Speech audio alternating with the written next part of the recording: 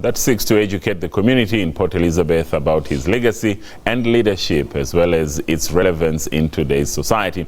It was at the Walmer police station where Biko was kept naked and manacled for 20 days before being transferred to the notorious Sanlam Building in Port Elizabeth. The program will also create a platform for various artists to use their artistic expressions to honor his life through music, art and dialogue. Nozipho Bele is a well-known painter in Walmer Township, a sport fanatic and national boxing champion. She says art is another sport, an expression through her paintbrush. What started off as just a hobby has now given her the best opportunity yet, the honor of being able to revitalize a Biko graphic at the police station where he spent his last days. I'm very happy because it's my first time doing such a painting.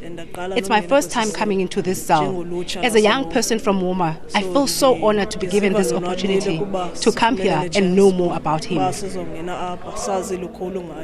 But for those who are detained at this prison, this day is bittersweet.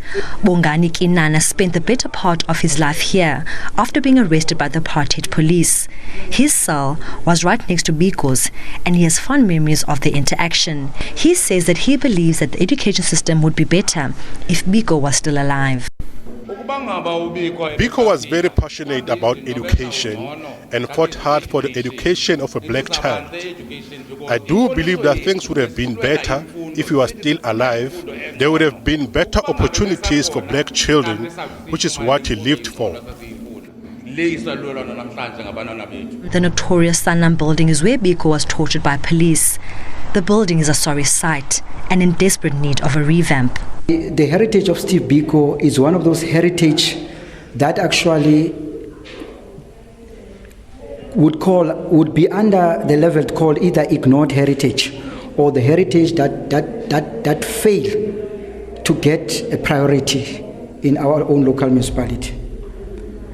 But I do pray and I do believe, as I'm constantly informing them and inviting them in these activities, that is one day they will see the necessity and they will carry the bait forward.